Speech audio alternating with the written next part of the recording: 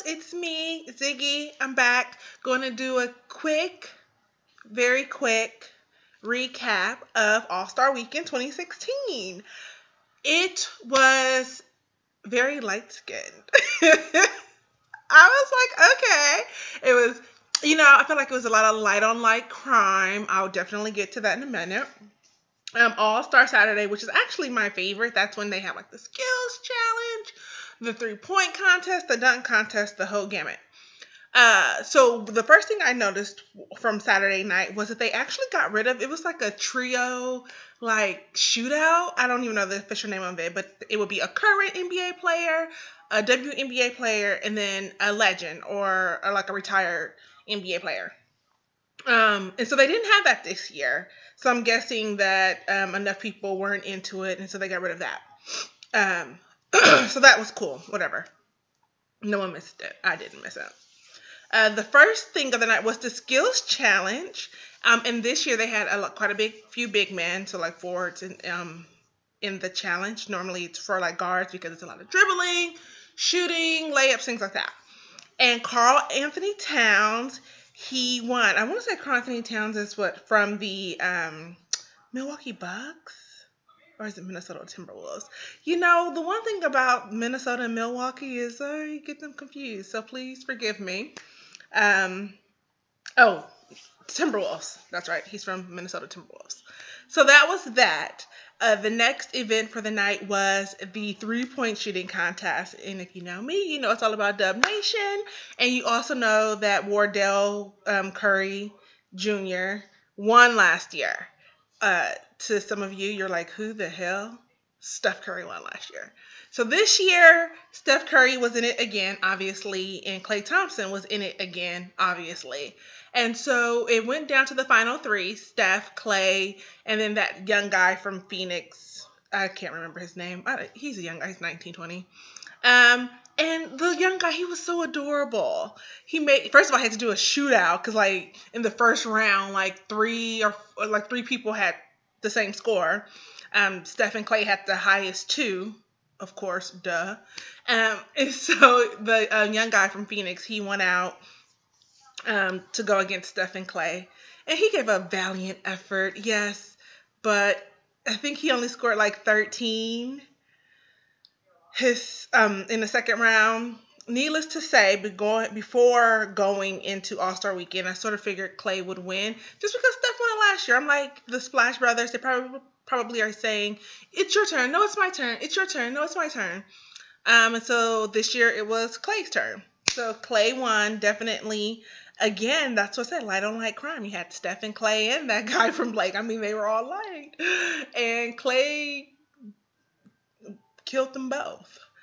So then the next thing of the night, which has actually become a snooze fest for me, or was a snooze fest for me, was the dunk contest. And I think I want to say about 2 or 3 years ago, they changed the rules for the dunk contest. And yeah, I want to say like after the year Blake Griffin jumped over a car, a Kia. How convenient. Great marketing. That they changed the rules. And so because of that, the dunk contest just really, for me, wasn't as spectacular as it had been in the past. This year it was, I can't think of his name. Some guy from Denver. Zach LaVine from, maybe Minnesota too. I don't know. What you get, like those upper Midwest teams, no one really knows what's going on up there. Aaron Gordon from Orlando Magic. And then one other guy. Oh, Andre Drummond from Detroit Pistons. Yeah, Drummond was just bad. The guy from Denver, I hear his name, but I can't remember his name. Yeah, he was not as good either. But the best part was Aaron Gordon, honestly, I think won the dunk contest, and I actually believe that he was robbed. Like, his dunks were on par and very creative. Very creative. And I think, and don't get me wrong, like Zach LaVine, his dunks were solid, but his dunks lack creativity. And I think for myself, when you've seen just about every single dunk there is through the legs, behind the back, 360, the only other thing you can do to really make your dunk that spectacular is to get creative with the dunk. And I think that Aaron Gordon definitely had done that. Again, they had a dunk off, light on light crime, Gordon and LaVine. I'm telling you, I think it was scripted. That was that. And eventually, Zach LaVine did win. And one thing that I noticed, even with the game, the All-Star game, when the West won like 196 to like, I don't know, another 100 something, was they were using this whole Drake back to back. And like, it was so funny because when Zach LaVine had won, like, I think they started playing Drake's back to back, or like someone referenced it. And I'm like, really? Is this why Zach LaVine won? So that we can give props to Drake, who's from Toronto? Like, I really need the NBA to do better, because Aaron Gordon should have definitely won. Fast forward, blah, blah, blah, blah, blah, to Sunday, the All-Star game. I watched it on and off. It was cute. I actually, because it's an exhibition game, right? Like, they're not really playing basketball. They're just doing tricks and stuff. The only thing that would have made that game, to me, like, so cool is if a team would have actually scored 200. I don't think we've ever seen that. So I think that would have been so awesome. The West did come close. Like I said before, they had 196. So who knows? Maybe next year we'll actually get to 200. Now, if I can take 30 seconds of your time to complain, because I'm very upset with the NBA in the city of Charlotte. I did not realize that All-Star next year was going to be in Charlotte, North Carolina. And when they said it, I was like, oh, I'll go to that. Like, I totally want to go to All-Star. Every year I always want to go to All-Star, and I never make it. But I feel like I can get to Charlotte. I used to go to school in Raleigh.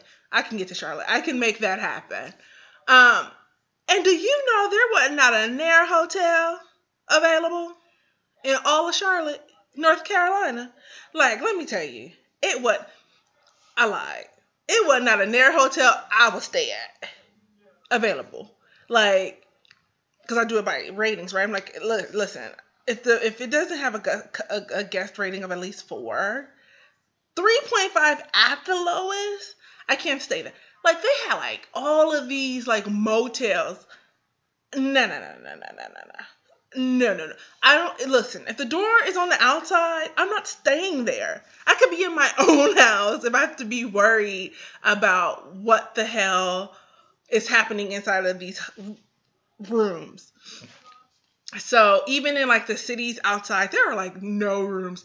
I'm like tempted to call Sonia and Dale and ask if I can stay at their house for a couple days. Like, I'll give them the money I would give a hotel. Because I'm like, there's nowhere to stay.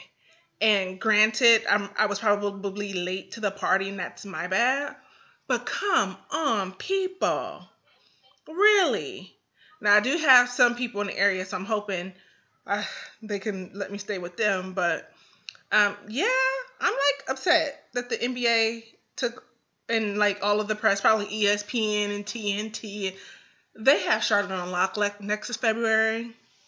And it ain't no rooms available. And I'm sad. But that's it for today. Mwah. I shall see you later.